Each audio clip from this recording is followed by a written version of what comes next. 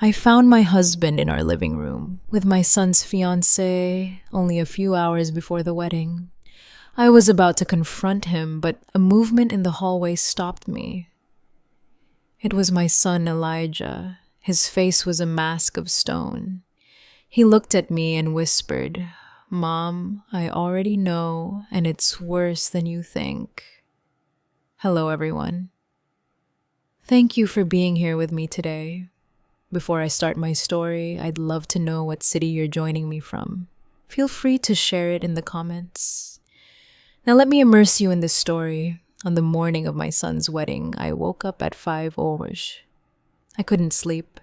I told myself it was just nerves, the kind any mother feels on such an important day. I sat here in this very home office, staring at spreadsheets on my computer screen. I run a small CPA firm from home. Nothing extravagant, but it helped pay for our son Elijah's college and covered the extras that my husband Franklin's salary didn't quite reach. The numbers on the screen were a blur. My mind was somewhere else entirely. Outside, the world was still dark and silent, but I could already picture the scene that would unfold on the patio of our Atlanta, Georgia estate in just a few hours. White chairs arranged in perfect rows on the lawn. I had spent the entire spring tending to the arch that Franklin had built, covering it with the rose bushes I had nurtured since they were tiny buds.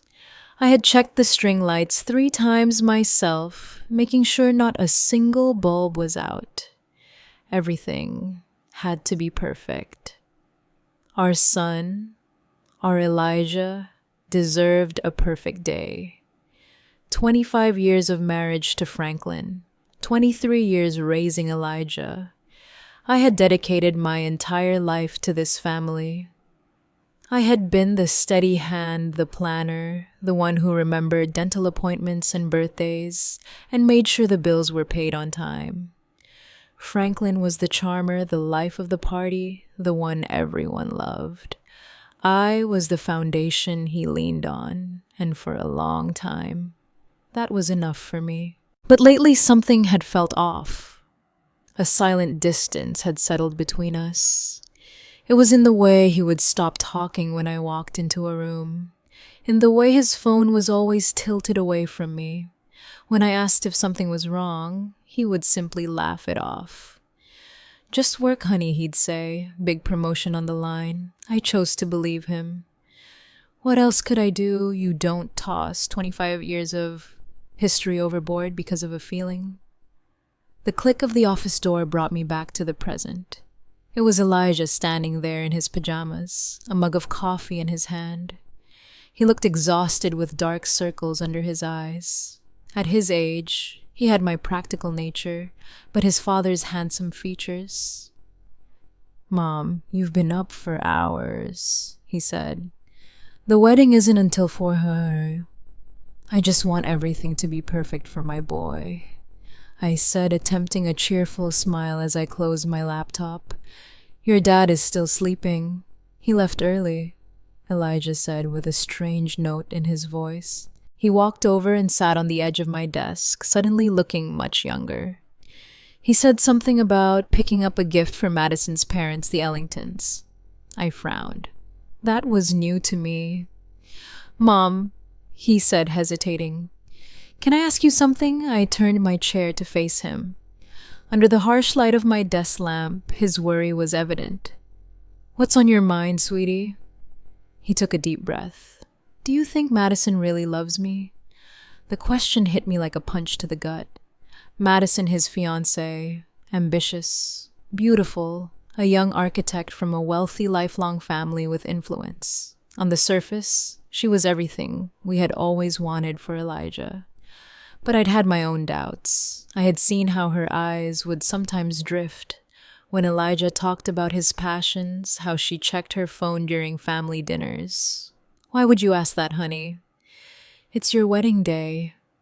"I know, and maybe it's just last-minute jitters," he mumbled, staring into his coffee. "But sometimes when she looks at me, I feel like she's looking right through me, like I'm just a box she needed to check off on her way to the perfect life." He paused. And lately, she's been spending a lot of time with Dad.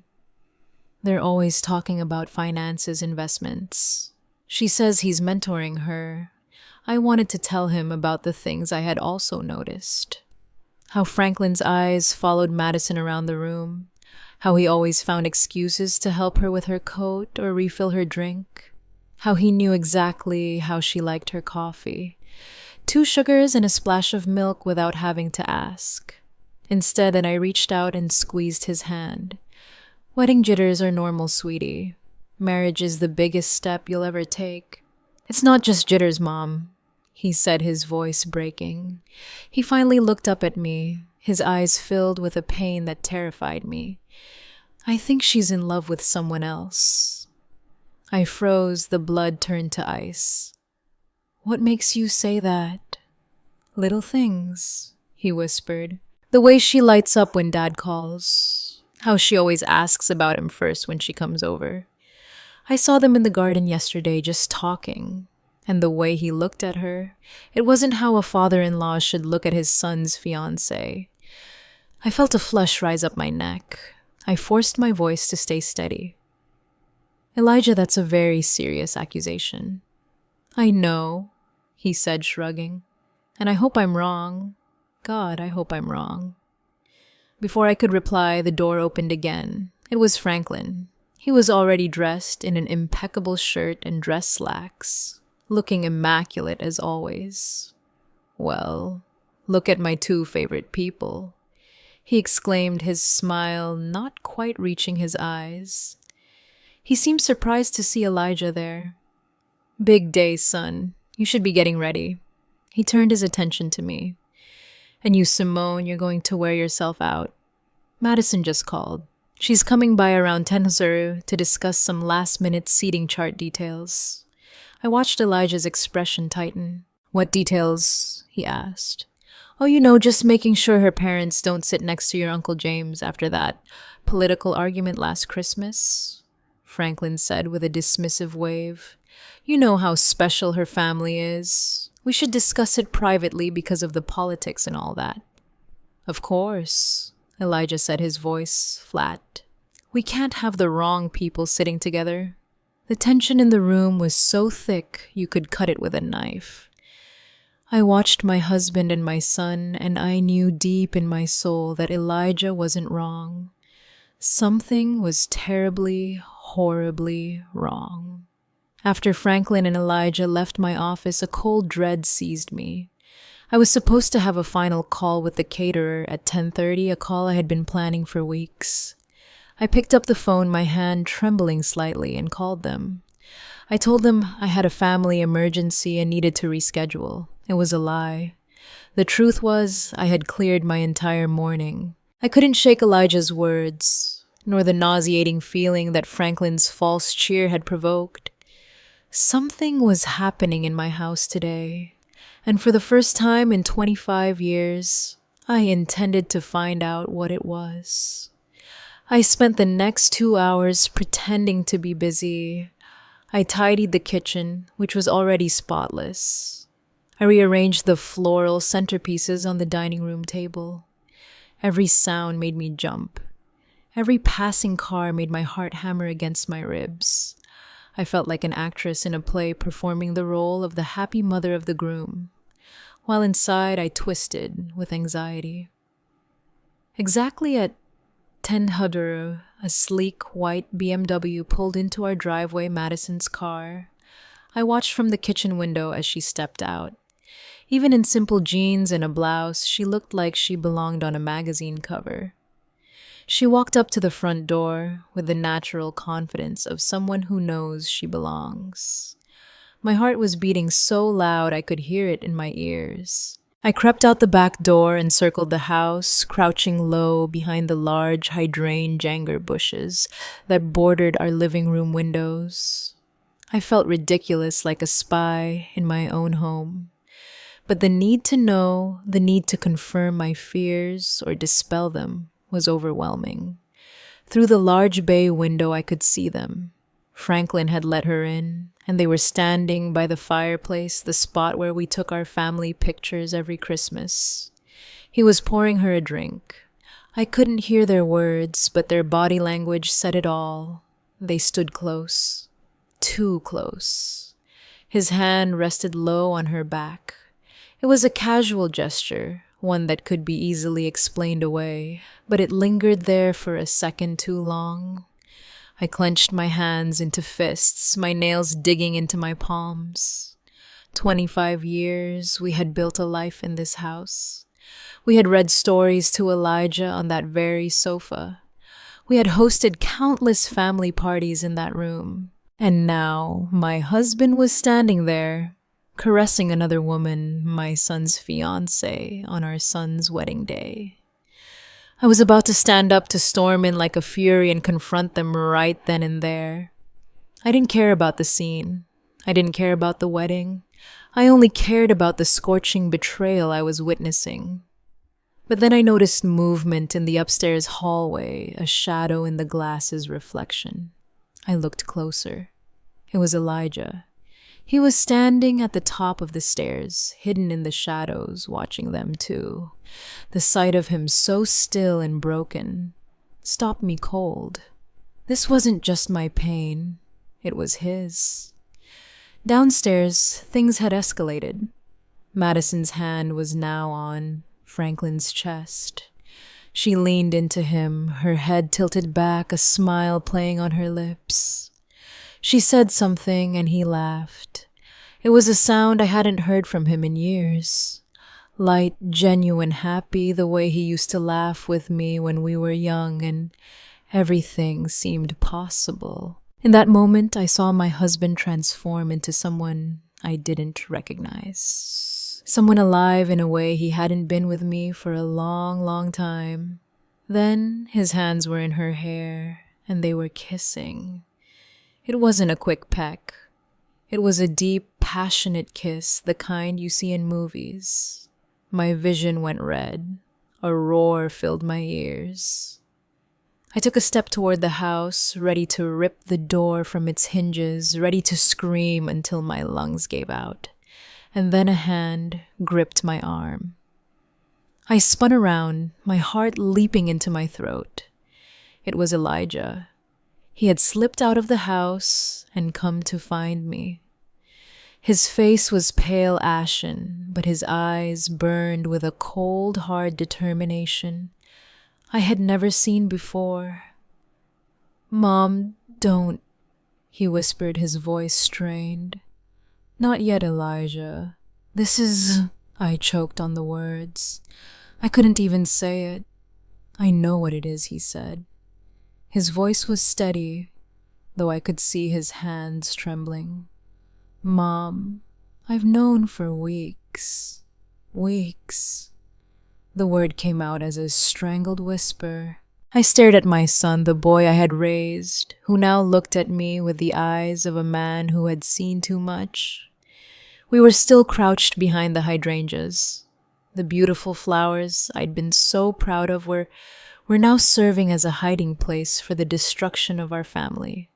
Inside the house, my husband and my son's fiancée had moved from the fireplace to the sofa. I couldn't bear to look. I didn't want to believe it at first, Elijah said, his voice low and urgent. I kept making excuses for them. "He's just being kind. She's just nervous about joining the family." But it kept happening. The lingering looks, the private conversations, the way she lit up whenever he was near. He corrected himself, the slip-up a painful reminder of a life that no longer existed. She was supposed to be getting a new mother figure, not a rival. "I mean, Madison, why didn't you tell me?" I asked, my voice shaking with a mix of shock and a strange protective rage. "You shouldn't have had to carry this alone." "Because I needed proof," he said, his jaw clenched. And because he looked at me, his eyes much older than his 23 years. I wanted to give them enough rope to hang themselves. He pulled out his phone. His hands shook slightly as he tapped the screen. "I hired someone," he confessed. "What did you do?" "What?"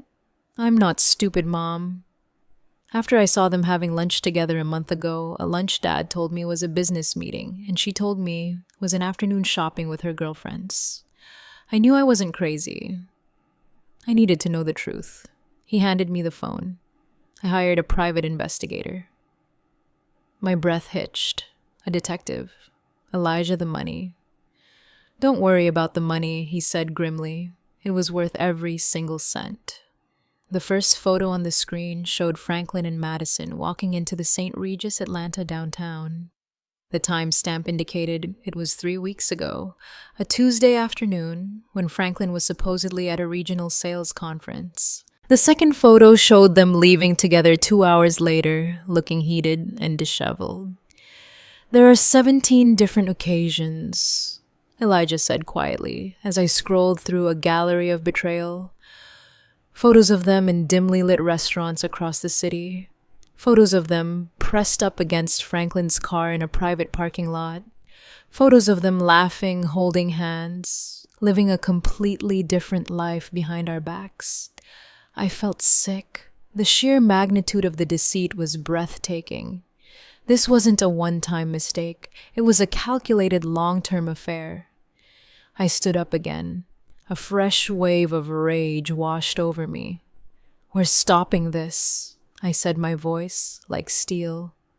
"Right now." "No." Elijah's voice was sharp, making me crouch down again. "Mom, trust me. I have a plan. A plan, Elijah. This is insane. We can't just let the wedding."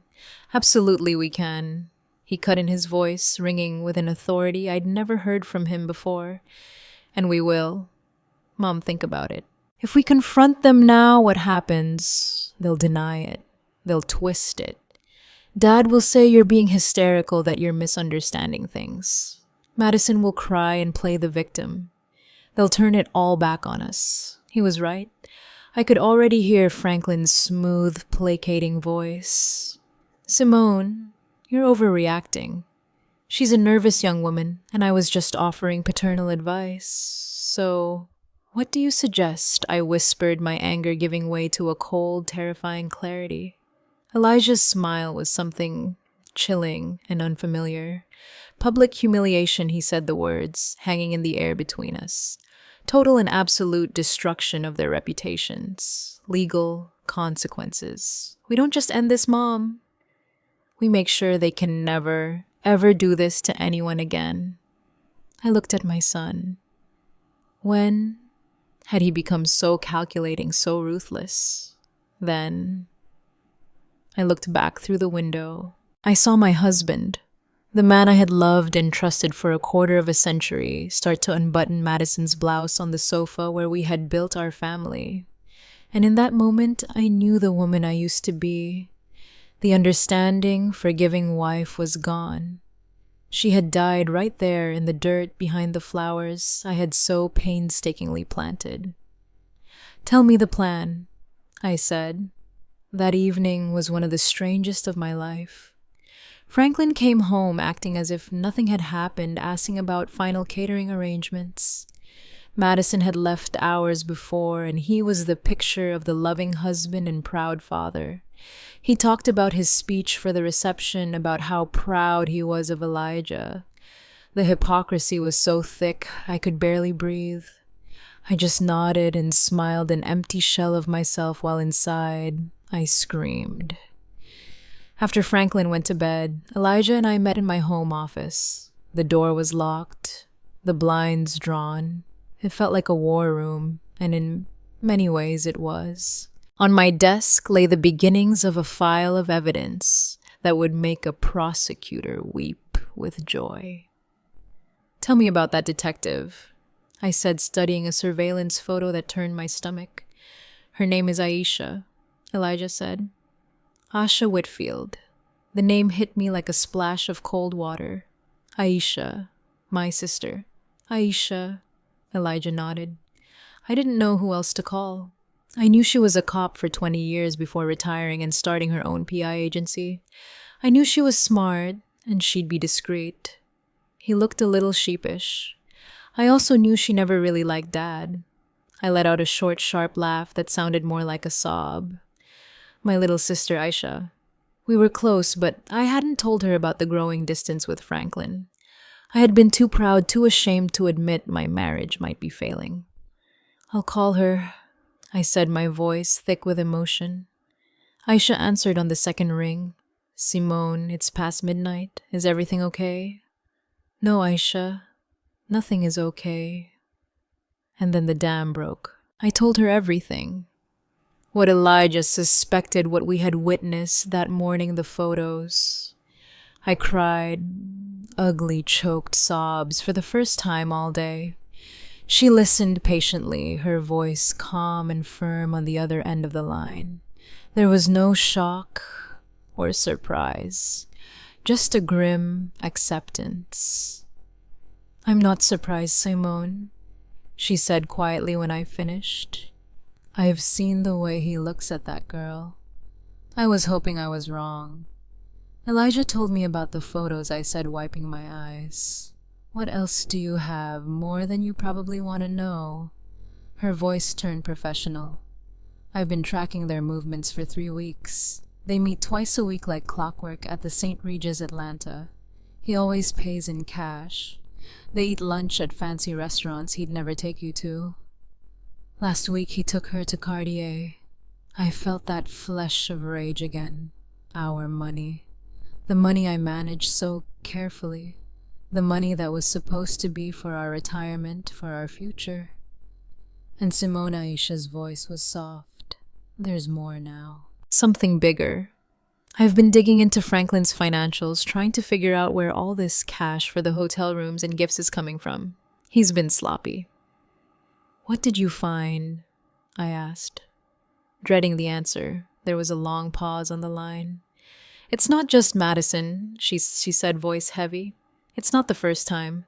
I found a series of regular monthly payments going back 15 years, always to the same person, a woman named Nicole Jenkins." The name meant nothing to me. Who is she? I did some digging. She was a junior associate at his old firm when Elijah was a child. She left abruptly about 15 years ago. The payments started a few months after she left. Aisha took a deep breath. "Simone, she has a daughter, a 15-year-old girl named Zoe. I ran a background check. The father isn't listed on the birth certificate, but I'd bet my license that Franklin is her father." The phone felt heavy in my hand. I couldn't breathe. A daughter, an entire other child. 15 years of lies, 15 years of a double life. The secret trips, the inexplicable expenses, the emotional distance, it all clicked into horrible clarity. "I have to know." "For sure, Aisha," I whispered. "I know," she said. "I'll handle it. But Simone, you have to be prepared. When this drops, it's going to be a nuclear bomb." "I know," I said, my voice cold and hard. "That's exactly what we're counting on." The 24 hours leading up to the wedding were a blur of calculated deception. I moved through the preparations like a ghost, my body on autopilot, while my mind raced. I smiled at relatives. I approved the final table settings with the wedding planner. I even helped Franklin with his tie, my fingers brushing the silk fabric as I imagined tightening it around his neck. Every interaction was a performance, every polite word a lie. Aisha worked quickly. She was a professional, and this was now personal. She told me she had a contact at a private lab. "It's risky, Simone, but if we can get a clean DNA sample from Franklin, we can get a non-legal preliminary comparison to a sample from the girl." That night, after Franklin fell asleep, snoring softly beside me in the bed we had shared for a quarter century, I crept out of the room. My heart pounded with every creak of the floorboard. I went to the bathroom and took his toothbrush from its holder. My hand shook so badly I almost dropped it. It felt like the ultimate violation. But what was this compared to the violations he had committed against me, against our family? I carefully tucked it into a plastic bag and left it in the mailbox for Aisha to collect before dawn. The next day, as the house buzzed with the chaotic energy of florists and photographers, Aisha called. "I've got more on the money," she said, her voice grim. "It's worse than we thought." We met in my car, parked on the street, away from the house, the only place I felt safe to talk. She opened a laptop and turned it toward me. On the screen was a spreadsheet, a dizzying array of numbers and dates. I did a full analysis of your joint accounts, your retirement funds. Everything she said pointing to a highlighted column. Look at the pattern. For years, Franklin has been making regular cash withdrawals, small amounts, 500 here, 700 there, never more than 1,000 at a time, always from different branches. I thought it was for his hobby, I said, stunned. He always told me he was investing in rare coins, something that required cash transactions. Another lie. His hobby was named Madison. Aisha said dryly. The cash for the hotel rooms, the expensive dinners, the gifts, that Cartier necklace. He paid for half of it in cash, but that's not the worst part. She clicked another tab. He's been taking loans out against your pension plan. I stared at the screen. There it was in black and white. A series of loans taken out against the retirement account I had so diligently contributed to from my small business. The account that was supposed to be our safety net, our security for old age. He had drained almost $60,000 in the last 18 months. How? I whispered. He would have needed my signature. He forged it, Aisha said quietly. I compared the signature on the loan documents to your signature on your tax returns. It's a good forgery, but it's not yours. A wave of nausea hit me. This was beyond deceit. This was theft. He wasn't just breaking my heart. He was systematically dismantling our future piece by piece to fund his sordid affair. He was robbing me of the college fund we had built, of the life we were supposed to share. He was gambling with my entire future. And Madison. I asked, my voice barely audible. She's not an innocent victim, Aisha said, her gaze hard. I'll get to her, but first there's something else. She hesitated. Then she handed me a large manila envelope. The preliminary DNA results came in this morning. My hands began to shake as I opened it. I scanned the page. The scientific jargon blurred until I found the conclusion at the bottom of the page. Probability of paternity 99.999%. I stared at the words until they were burned into my memory. Zoe Jenkins was Franklin's daughter. 15 years. 15 years of loving him, trusting him, building a life with him, while he had another daughter, another family, hidden in the shadows. I rested my head on the steering wheel. The cool leather against my hot forehead. I didn't cry. I was beyond tears. A strange, terrifying calm came over me. The pain was still there, a massive, gaping wound in my chest. But now it was accompanied by something else. A cold, hard resolve. He wasn't just going to lose his wife. He was going to lose everything. Sitting in the car with my sister, that flimsy piece of paper in my hand felt heavier than a tombstone.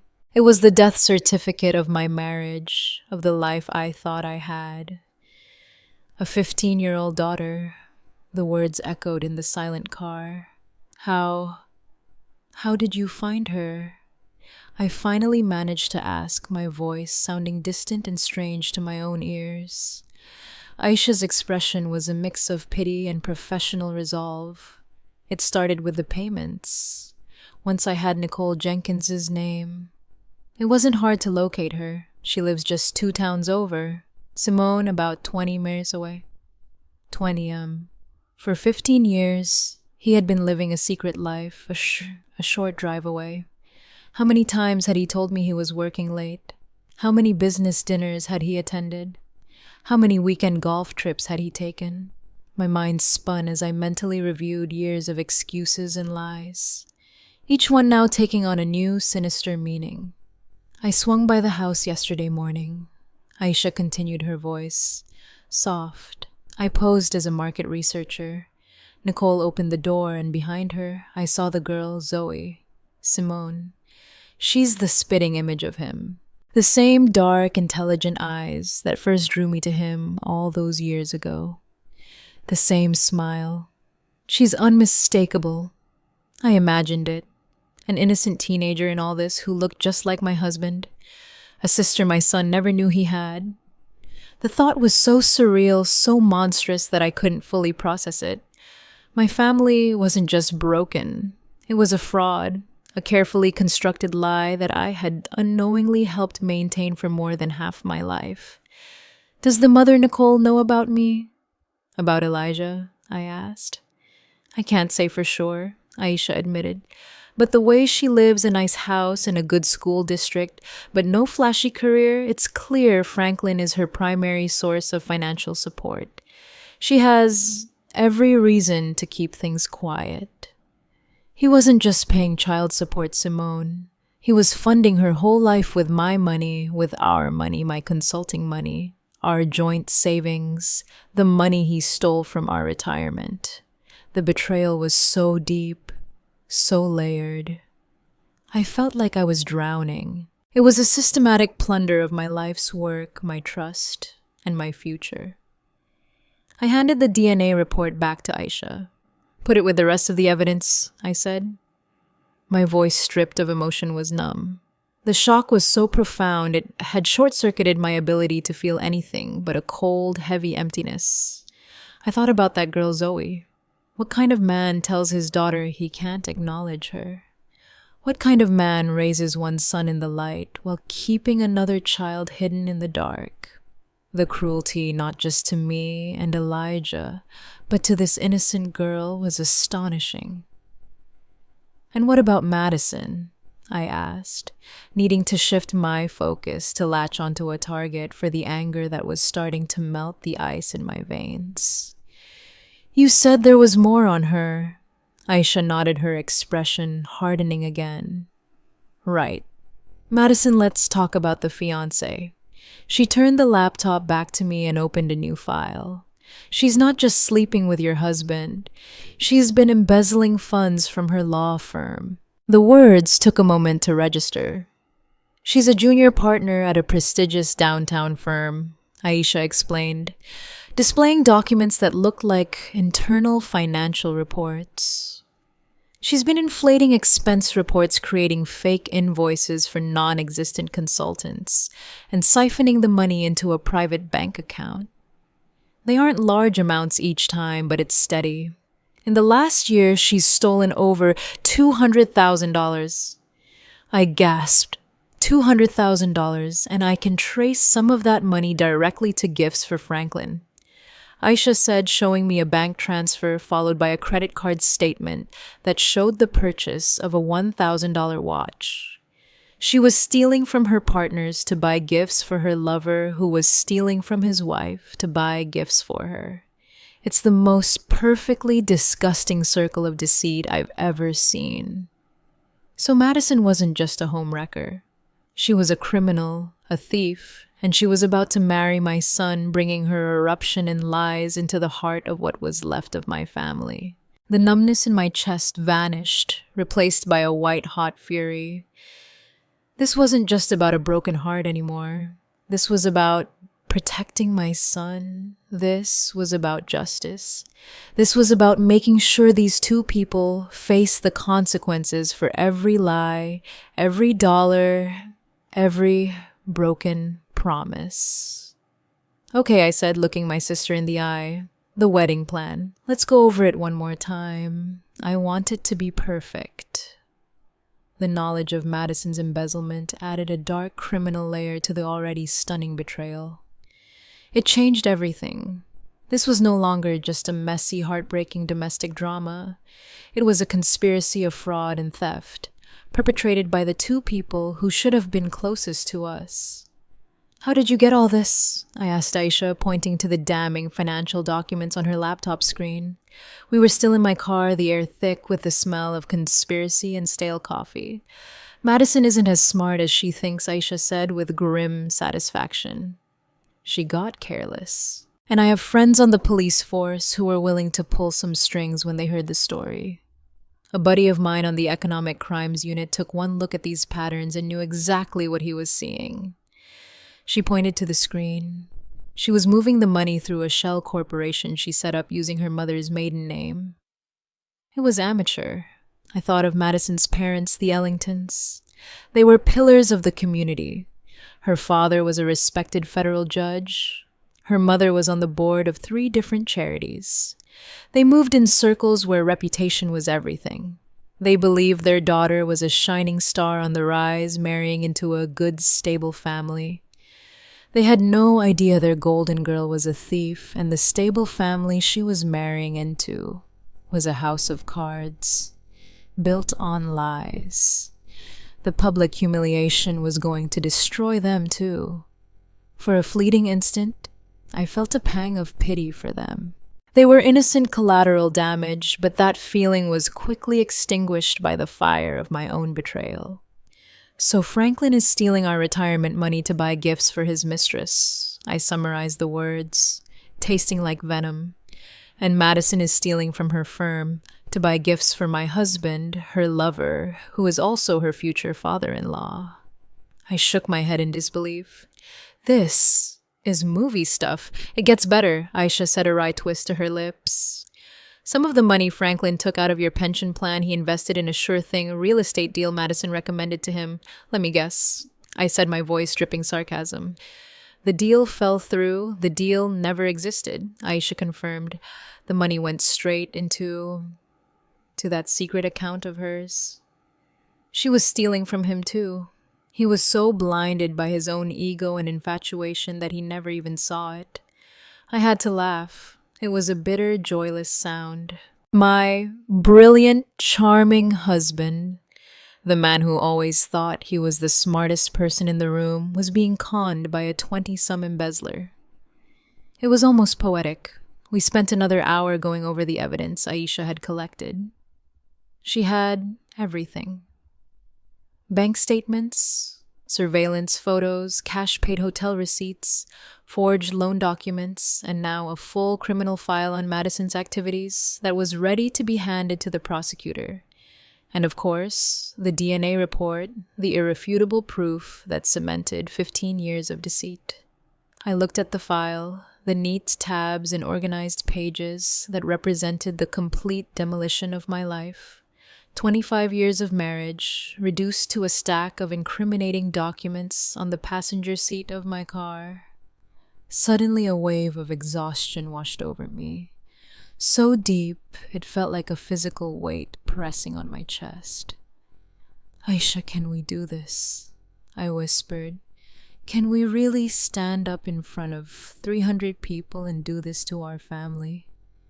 Aisha reached over and put her hand on my arm. Her grip was firm, reassuring. Simone, listen to me, she said, her voice serious. What other option do you have? If you confront them in private, they will lie. They will manipulate you. They will turn Elijah against you. They will deny until you start thinking you're the crazy one. I've seen it 100 times. She was right. I knew she was right. Franklin was a master of manipulation. He could charm his way out of anything. This way, she continued, there is no escape. There is no room for lies. There is only the truth presented in front of everyone they tried to impress. This isn't just about revenge, Simone. It's about consequences. Madison has to face jail time. Franklin has to be held accountable not just for the cheating, but for the financial fraud he committed against you. This is the only way to make sure the lies stop forever. I took a deep breath, the stale air of the car filling my lungs. I thought of Elijah, his pale, determined face. I thought of Zoe, the daughter I never knew. I thought of the 25 years I had given to a man who had been lying to me since the beginning. "You're right," I said, my voice clear and firm again. "It's the only way." I started the car. "Let's go." We have a wedding to prepare for. The final hours before the wedding were the most surreal of my life. I went home and resumed my role as the calm, happy mother of the groom. I felt a strange sense of detachment, as if I were watching a movie of my own life. I saw myself laughing with my cousins, complimenting my sister-in-law's dress, and assuring the caterer that everything looked wonderful. Inside, I was a coil of tension and grief, but outside, the picture of maternal pride. Franklin was in his element, socializing with the early arriving guests, accepting congratulations with a wide, confident smile. He pulled me aside at one point, his arm around my waist. "You look beautiful, Simone," he said, his voice a low murmur in my ear. "Isn't it a perfect day?" I looked into his eyes, the eyes of the man I had loved for more than half my life, and felt nothing but cold, desolate emptiness. I smiled back. Perfect day. My son Elijah was a mirror of my own forced composure. He greeted his friends, posed for photos with his groomsmen, and played his part perfectly. But every time his eyes met mine across the crowded lawn, I could see the same steel resolve reflected there. We were in this together. We were soldiers waiting for the signal to strike. The plan was simple, and Aisha had rehearsed it with us until we knew it by heart. She had arrived early, disguised as a member of the catering staff. Her professional audiovisual equipment was hidden in plain sight. She had connected her laptop to the large projection screen we had rented, supposedly for a sentimental slideshow of Elijah's baby pictures. No one suspected a thing. She had a Zamal remote control in her pocket. When the time came, all she had to do was push a single button. I had my own role to play. I had prepared the divorce papers with my attorney a week prior, a fact I had kept secret even from Elijah. They were signed and notarized in a sealed envelope in my clutch purse. I also had a flash drive with copies of every piece of evidence Asa had gathered. One way or another, my marriage would officially end today. There was no going back. I wasn't just planning a confrontation. I was planning the first day of the rest of my life. At 4:05, I took my seat in the front row. The string quartet began to play, and the wedding party made their entrance. Franklin sat beside me, squeezing my hand with what appeared to be genuine affection. I felt a tremor of revulsion, but forced myself not to pull away. Madison appeared at the end of the aisle, a vision in white lace. She looked radiant, beautiful, and utterly fraudulent. She smiled at the crowd. Then her eyes found Franklin in the front row. For a split second, a look passed between them, a look of shared secrets of triumphant conspiracy. They thought they had won. They thought they were just minutes away from cementing their perfect, deceptive future. Elijah stood at the altar, his face an unreadable mask. When Madison joined him, he took her hand. His expression never wavered. He looked out at the crowd, his eyes scanning the faces until they landed on mine. He gave a single, almost imperceptible nod. It was time. The officiant began the ceremony with the usual words about love, commitment, and fidelity. The irony was so dense it was nearly suffocating. I wondered if Franklin and Madison were even listening, or if they were already planning their next secret rendezvous. The ceremony continued. They exchanged vows they didn't mean, promises they had already broken 100 times. My stomach churned with every lie that left their lips. Finally, the officiant reached the critical moment. He smiled benevolently at the crowd. If anyone here has any reason why these two should not be joined in holy matrimony, Speak now or forever. Hold your peace. A silence fell over the 300 guests. This was the moment. My heart hammered against my ribs so hard I thought it might break through. I could feel everyone's eyes on us. I took a slow, deliberate breath. Then I stood up. The moment I rose, a collective gasp ran through the 300 guests. The air, which had been filled with the soft melodies of the string quartet and the warm afternoon breeze, suddenly became thick and silent. All heads in the garden turned toward me. I could feel their confusion, their shock, their curiosity like a physical force. Franklin, sitting next to me, went rigid. "Simone, what are you doing?" He hissed, his hand grabbing my arm. "Sit down. You're making a scene." I shook his hand off as if it were a venomous snake. I looked past him, my eyes fixed on my son Elijah, who stood at the altar, his face pale but irresolute. He knew this was coming. We had planned it. Then I looked at Madison, whose radiant smile had frozen into a mask of confused horror. "I'm sorry, everyone," I said, my voice clear and surprisingly steady. It carried across the silent garden. "I apologize for the interruption, but I believe the officiant asked if there was any reason this marriage should not proceed." I paused, letting the weight of my words settle. "And yes, I do. I have a reason." A wave of murmuring swept through the crowd. I saw Madison's father, Judge Ellington, begin to rise from his seat, an expression of thunderous indignation on his face. "Mrs. Whitfield, what is the meaning of this?" he boomed. "The meaning?" "Judge Ellington," I said, turning to face him, "is that your daughter is about to marry my son under false pretenses, and I believe you and everyone else gathered here today deserve to know the truth." I pulled the small remote control from my purse. It was the one Aisha had given me. My thumb hovered over the single red button. "The truth?" Franklin sputtered, his face flushing crimson. "Simone, you've lost your mind. You're embarrassing our son." "Am I Franklin?" I asked, calmly. Turning my gaze back to him, my voice dropping to an icy calm.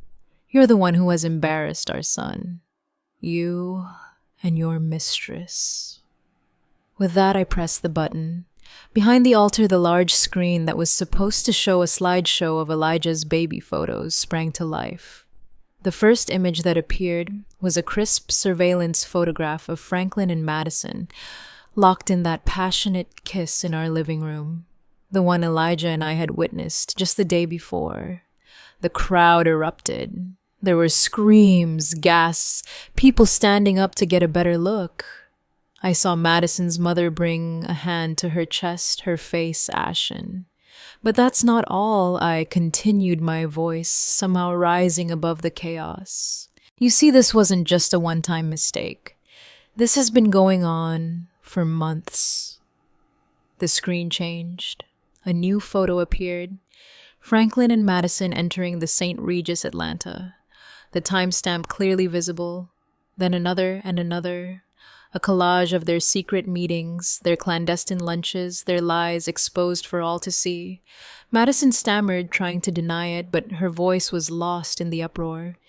Franklin was standing shouting, "This is fake! Those are photo montages! Simone is having a nervous breakdown." "Am I Franklin?" I asked quietly. "Then perhaps you can explain this." The screen changed again. This time it displayed bank statements. My finger on a close-up photo pointed out the suspicious cash withdrawals, the forged signatures on the pension plan loan documents. A Cartier receipt for a $15,000 necklace flashed on the screen, followed by a photo of Madison wearing that same necklace at her bachelorette party. The noise from the crowd began to diminish, replaced by a stunned, horrified silence. This was no longer just a cheating scandal. It was something darker. My husband has been systematically stealing from our family's retirement savings to fund his affair, I announced. And his fiancée, the woman about to marry my son, has also been busy. The next slide showed the evidence of Madison's embezzlement from her law firm, the fake invoices, the bank transfers. I could see her partners in the fourth row, their faces shifting from confusion to pure fury. And then I delivered the final devastating blow. But the best part, I said, my voice turning to ice. The true heart of the deceit that has defined my marriage is that my husband's lies didn't start with Madison. The DNA test results filled the screen. The words, probability of paternity 99.99% were displayed in huge bold letters.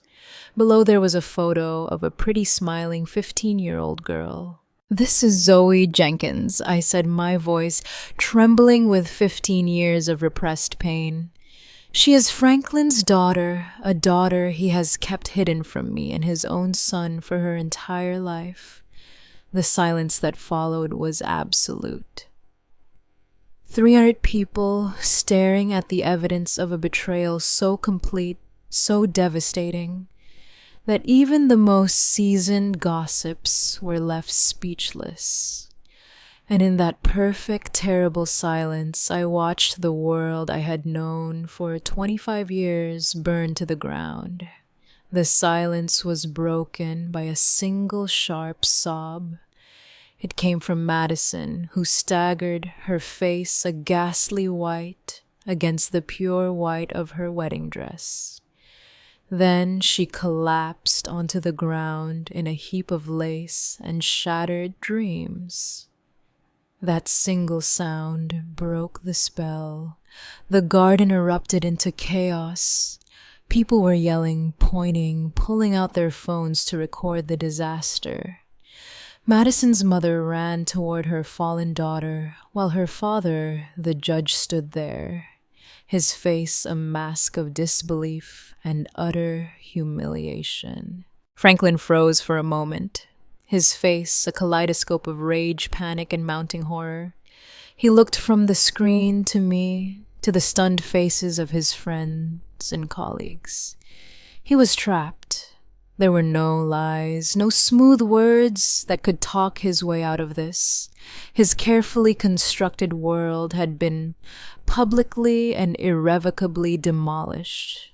Then, he did the only thing a coward could do. He ran.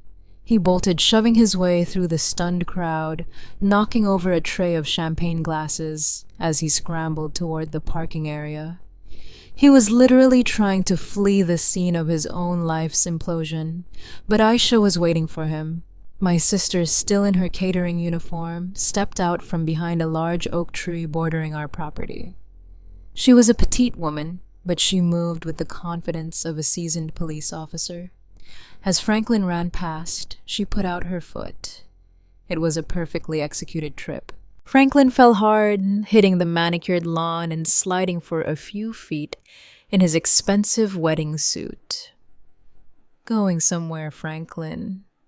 Aisha asked casually, walking over to where he lay sprawled and gasping.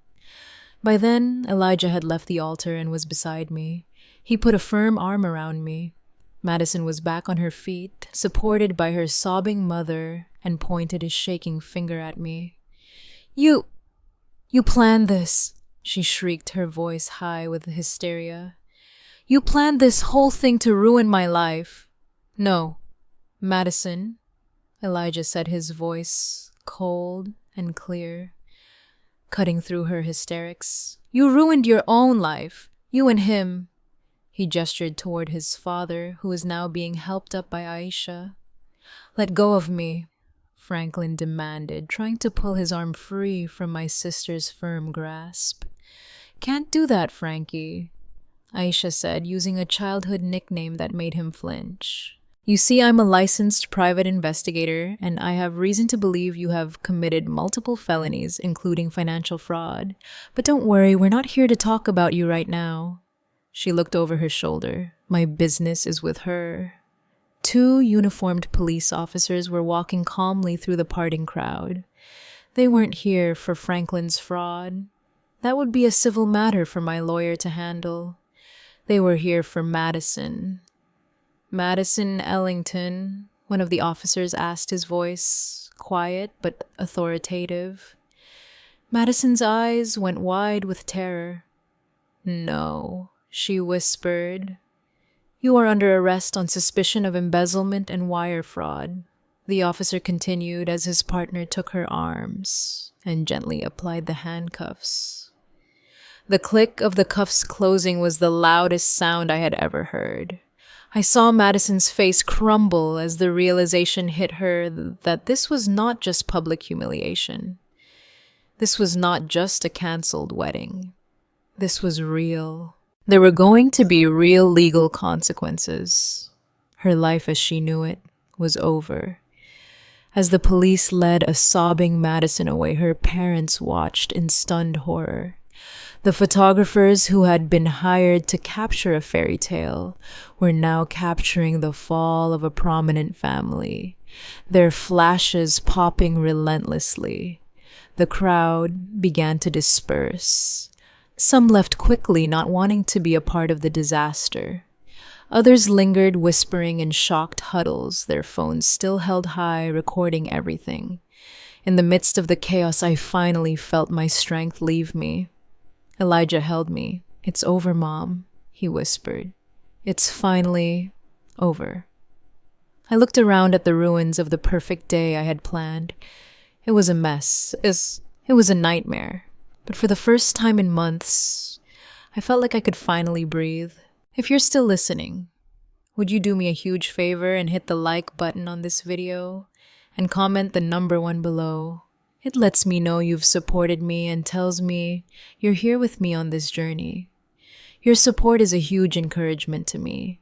Please comment the number 1 and let me tell you what happened next. The 3 hours that followed the explosion were a blur of flashing blue lights, hushed conversations, and the slow, painful process of dismantling a wedding that never was. The police took our statements. Madison was driven away in a patrol car, her beautiful wedding dress looking absurd and tragic in the harsh glare of the setting sun. Franklin, after being questioned and released, simply disappeared. He got into his car and drove away without a word to me or his son. "And you?" Elijah asked, a flicker of the old warmth returning to his eyes. "I don't know yet," I answered honestly. "I think I'm just numb. The next few weeks were a painful, messy ordeal." The story, as expected, became a local media sensation. Scandal on wedding day, fiancé arrested at altar grooms, father implicated in decades of deceit. Our names and faces were everywhere. I stopped answering the phone. I stopped leaving the house unless absolutely necessary. My small CPA firm suffered. Some longtime clients quietly took their business elsewhere, uncomfortable with the notoriety. The day after the wedding, I did exactly what I had planned. I walked into my lawyer's office, my purse containing the signed divorce papers and the flash drive of evidence, and I filed. With the mountain of proof we had, Franklin didn't even try to fight. The legal process was swift and brutal. In the settlement, I got the house and a significant portion of his remaining assets as compensation for the fraud he had committed against our retirement funds. It wasn't a victory, it was restitution. Madison, facing overwhelming evidence, took a plea deal. She was sentenced to 2 years in a low-security prison and ordered to pay back every last cent she had stolen. Her family's reputation was shredded. Franklin's fall was quieter, but no less complete. He lost his job, his reputation, and the respect of everyone he knew. He moved into a small apartment across town, and from what I heard, he rarely showed his face in public. But the most complicated part of the aftermath was Zoe. 2 weeks after the wedding, I received a letter. It was from Nicole Jenkins, Zoe's mother. It was short and to the point. She apologized for the pain her past relationship with Franklin had caused and said her daughter Zoe had learned the truth from the news and wanted to meet Elijah and me. I sat with that letter for 3 days. What was I supposed to do? This girl was the living embodiment of my husband's biggest betrayal, but she was also an innocent. She hadn't asked for any of this. She was my son's sister. I showed the letter to Elijah. He read it, his face grim. "I want to meet her," he said immediately. "She's my sister, Mom. She deserves to know her family, or what's left of it." So I made the call. We agreed to meet at a neutral location, a quiet coffee shop in a town halfway between ours. I was terrified. As we waited for them to arrive, I twisted the napkin in my hands until it was a frayed mess. Then they walked in. Nicole was an ordinary, tired, looking woman who seemed to carry the weight of her secrets in the slump of her shoulders. And behind her was Zoe. The moment I saw her, my breath caught. Aisha was right. She had Franklin's eyes, the same dark, intelligent eyes that had made me fall for him all those years ago. She looked scared and uncertain, clutching a book to her chest like a shield. And in that moment, looking at this innocent girl who was a victim in all of this, I knew my anger was not with her. It was with him, always. Him. That first meeting with Zoe was awkward. Words felt clumsy and inadequate. Elijah, bless his heart, did most of the talking. He asked her about high school, about the book she was holding, about her life. He didn't ask about Franklin. He simply treated her like a person, like a sister he was meeting for the first time. I, for the most part, just watched, trying to reconcile the image of this shy, sweet girl with the monumental lies she represented. Slowly, tentatively, we began to build something new. We met again for coffee, then lunch. Elijah and Zoe started texting, discovering a shared love for old movies and spicy food. I found myself looking forward to seeing her, hearing about her life. She was bright, funny, and kind. She was an innocent soul caught in the wreckage caused by our parents. A year passed. Life settled into a new, unfamiliar rhythm. The divorce was finalized. The media storm subsided, replaced by newer, fresher scandals. I poured my energy into rebuilding my business, and slowly my clients started to come back. I sold the large family home with its yard full of ghosts and bought a smaller, more manageable townhome for myself. It was quiet, peaceful, and it was mine. Elijah, after months of therapy to work through the trauma of the betrayal, was thriving. He had left his corporate job and gone back to school to pursue his true passion, landscape architecture. He was designing beautiful spaces, creating order and beauty out of dirt and stone, a fitting metaphor for what he was doing with his own life. He was dating a lovely young woman, a kind, genuine librarian who looked at him like he was the only person in the world. And Zoe had become a part of our lives. She came over for dinner every other Sunday. She and Elijah had developed a real sibling bond, teasing each other and talking for hours. I found myself feeling a fierce, protective love for her. She was no longer a symbol of betrayal. She was just Zoe, my son's sister, and in a strange way, a part of my family. One evening, about a year after the wedding, that wasn't. I was sitting in the living room of my new home when the doorbell rang. It was Franklin. I hadn't seen or spoken to him since the day he fled our ruined reception. He looked diminished, older, grayer, the confident arrogance gone, replaced by a deep weariness. He asked if he could come in. I hesitated, then I stood aside. He told me he was in therapy. He said he was trying to understand why he had done the things he had done. He apologized. He said he was sorry for the lies, for the betrayal, for the pain he had caused me, Elijah, and Zoe. I listened, and I knew he meant it, but an apology couldn't erase 25 years of deceit. "I forgive you, Franklin," I said, and I was surprised to find I actually meant it. Not for you, but for me. I can't carry that anger anymore. It's too heavy. I looked him in the eye. "But I will never trust you again. We can never go back." He nodded, a sheen of tears in his eyes. "I know," he whispered, and then he left. That night, as I got ready for bed, I found myself thinking about the woman I was a year ago, crouched in the dirt behind the hydrangeas. She was so broken, so lost. I wished I could go back and tell her that everything would be okay, that the pain wasn't the end of the story. The family I thought I had was a lie. It shattered into a million pieces on that sunny afternoon. But what Elijah, Zoe, and I built in its place was smaller, quieter, and imperfect. But it was honest. It wasn't built on comfortable lies, but on a difficult, painful, and ultimately freeing truth. We had lost everything, but in doing so, we had found something real. And for the first time in a long, long time, that felt like enough. Thank you. Thank you for listening to my story. If you've been through something similar, or if any part of this has resonated with you, please feel free to share your thoughts in the comments. Your stories matter. And if you'd like to hear more, please consider liking this video and subscribing to the channel. Be kind to yourselves, and I'll see you next.